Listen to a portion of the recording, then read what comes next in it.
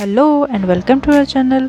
तो आज आपको पता चल ही गया होगा कि आज हमारा ये वीडियो है कोणार्क सन टेम्पल के बारे में। तो देर ना करते हुए शुरू करेंगे हमारा आज का ये सफ़र।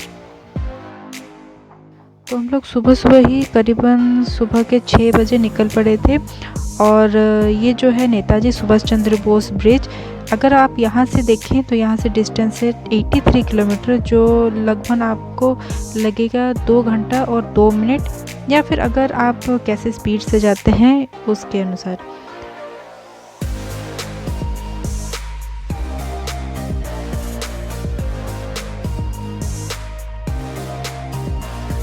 तो लगभग 1 घंटे के बाद हम लोग पहुँच चुके थे कोणार्क।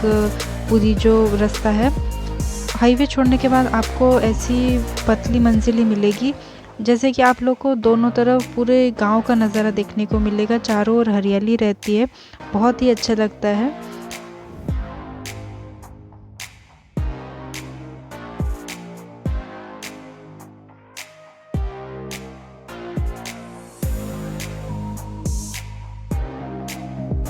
और जैसा कि मैंने आपको बताया था पहले कि 2 घंटे बाद हम लोग पहुंच चुके थे कोणार्क सन टेम्पल के सामने।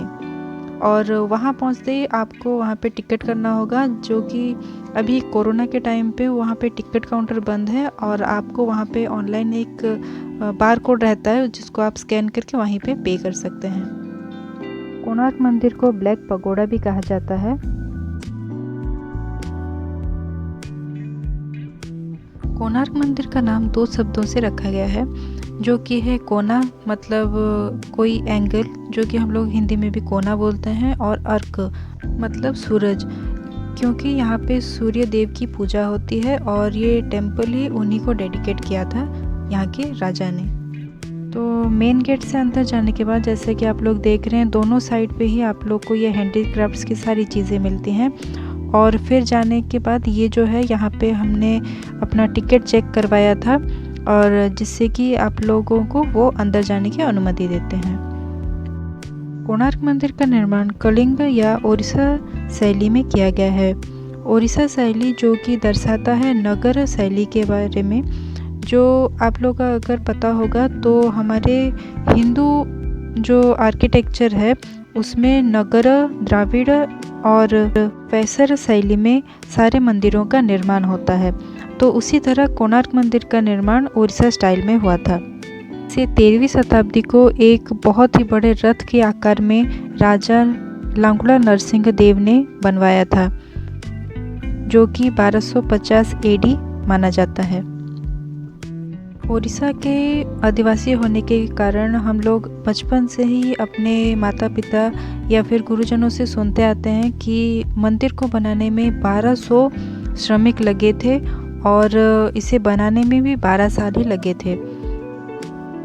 मंदिर का ये जो पहला भाग है इसे जगमोहन कहा जाता है, और इसके पीछे जैसे कि आप इस तस्वीर में देख रहे हैं शिखर, जो कि उससे भी दुगनी ऊंचाई पे था। बहुत सारे कारणों की वजह से वो नष्ट हो चुका है और अभी सिर्फ उसके कुछ टूटे फूटे हिस्से ही बाकी हैं। पूरे मंदिर का निर्माण सिर्फ पत्थरों से ही किया गया है। इसके दीवारों में, फर्श पे, जहाँ कहीं भी आप देखेंगे बहुत ही सूक्ष्म कलाकृतियाँ बनाई गई हैं। जैसे कि मैंने पहले भी आपको कहा था कि मंदिर का निर्माण सूर्य देव के लिए हुआ था और उसे रथ की तरह सजाया गया है। तो ऐसा लगता है मानो सूर्य देव अपने सजी हुई रथ पे बैठ के पूरे आसमान का भ्रमण कर रहे हों। मंदिर पे जहाँ भी आपकी नज़र जाएगी, चाहे वो दीवार हो या फिर स्तंभ हो, चारों तरफ बहुत ही छोटी छोटी कलाकृतियाँ बनाई गई हैं। और जैसे कि पहले कहा था कि ये सिर्फ पत्थरों से बनाई गई है और इसमें 3 तरह के पत्थरों का इस्तेमाल किया गया है।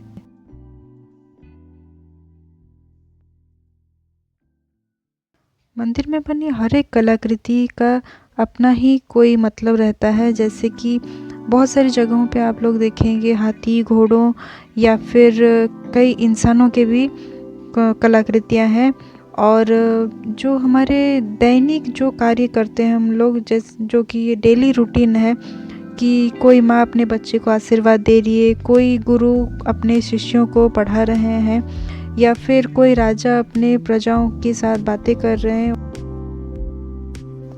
मंदिर के हर एक तरफ आप जहाँ भी देखेंगे ऐसा लगता है मानो किसी ने गहनों पे छोटी छोटी बारीकी से अपनी कला को दर्शाने की प्रयास की है। मंदिर के हर एक हिस्से में बहुत ही बारीकी से सारी कलाकृतियाँ की गई हैं। जैसे कोई इंसान नाच रहा है, कोई कुछ म्यूज़िकल इंस्ट्रूमेंट्स बजा रहा है, पशु पक्षियों, मछली, बहुत सारी चीज़ों की यहाँ पे कलाकृतियाँ देखने को मिलेंगी और उनका अलग अलग ही मतलब रहता है। माना जाता है कि वहाँ पे जो सूर्यदेव की मूर्ति है वहाँ पे एक हीरा भी था जो शायद अभी वहाँ पे नहीं है, जितना कि हमें सुनने को मिला है वहाँ पे। इन सारी कहानियों के बावजूद जो सबसे ज़रूरी कहानी है और जिसकी वजह से ये मंदिर का निर्माण पूरा ख़त्म हो पाया था, वो है एक छोटे बच्चे की कहानी। 12 साल का एक लड़का था जिसका नाम था धर्मपद। और आपको बता दूं कि धर्मपद के जो पिता थे वो यहाँ के हेड आर्किटेक्ट थे, बिसु महाराणा। जैसा कि हम बचपन से सुनते आ रहे हैं और पढ़ाई भी की है हमने कि मंदिर को बनाने में राजा ने 5 साल का वक्त दिया था सारे श्रमिकों को, लेकिन जो शिखर है वहाँ पे जो की स्टोन था वो लग नहीं रहा था, जिसके कारण मंदिर को बनाने में पूरे 12 साल लग गए थे। और 12 साल के बाद जब धर्मपद वहाँ पहुँचा अपने पिता से मिलने, जो कि 12 साल से अपने पिता से नहीं मिला था, उसके पिता उनके जन्म के पहले ही वहाँ से चले आए थे मंदिर के निर्माण के लिए।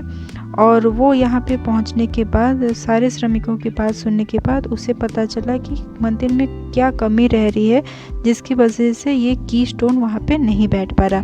अपने पिता और अन्य श्रमिकों की बात सुनने के बाद वो खुद शिखर पे चढ़े और जो भी गलतियाँ उनसे हो रही थी इतने सालों में उसको ठीक करके उन्होंने देखते ही देखते वो की स्टोन लगा दिया। लेकिन जिसके कारण उनको एक ऐसा भी निर्णय लेना पड़ा कि उन्होंने उसी शिखर से ही समुद्र में छलांग लगा दी। उनको ऐसा करना पड़ा क्योंकि जब सारे श्रमिकों ने देखा कि इतने बड़े बड़े लोगों से जब ये काम नहीं हो पा रहा था, तो एक छोटे से बच्चे ने कुछ ही घंटों में ये काम कर दिया, जिसकी वजह से राजा शायद उनका सर भी काट सकते थे या मृत्यु दंड देते।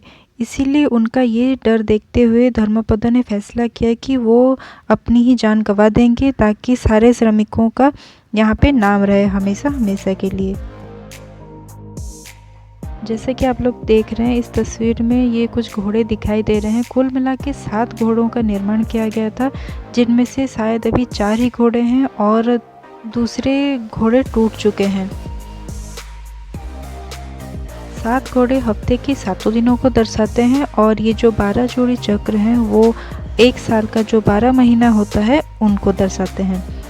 हर चक्र एक ही समान का है, लेकिन उनमें जो कलाकृतियाँ हैं सारे में अलग अलग है। चक्र भी काफ़ी टूट चुके हैं अभी। इन चक्रों का निर्माण कुछ इस तरह से किया गया था कि सूर्य उदय से लेकर सूर्य अस्त तक यहाँ पे पूरा एक्यूरेट टाइम बताता है और जिसके लिए उसमें बहुत सारी गिनतियाँ रहती हैं, जैसे कि हमारे लोकल गाइड ने वहाँ पे बताया था। तो उसको जानने के लिए आप लोग को बहुत ही बारीकी से उसको देखना पड़ेगा ताकि आप लोग समझ सकें।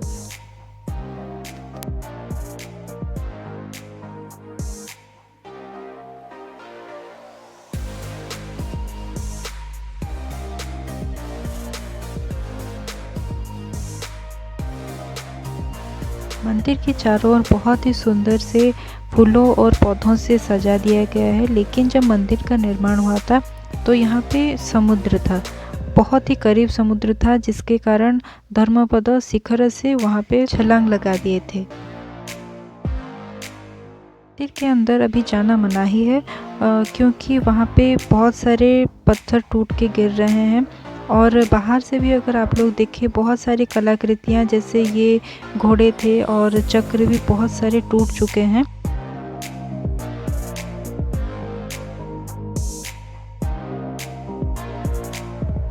अगर आप लोग कभी भी उड़ीसा आ रहे हैं तो ज़रूर आइएगा कोणार्क मंदिर, क्योंकि यहाँ पे जो कलाकृतियाँ की गई हैं और इतने सारे श्रमिकों का जो काम है आप लोग को देख के बहुत ही अच्छा लगेगा। मंदिर के टूटने की भी बहुत सारी वजह हैं। अगर आप लोगों ने कोणार्क डांस फेस्टिवल के बारे में सुना होगा तो आपको पता ही होगा कि ये हर साल होता है, जिसमें कि दुनिया भर से जो ओडिसी क्लासिकल डांस है हमारे उड़ीसा का, उसको देखने में ज़रूर आते हैं। तो अगर आपको हमारा ये वीडियो अच्छा लगा हो तो थैंक यू, लाइक, सब्सक्राइब और शेयर ज़रूर कीजिए।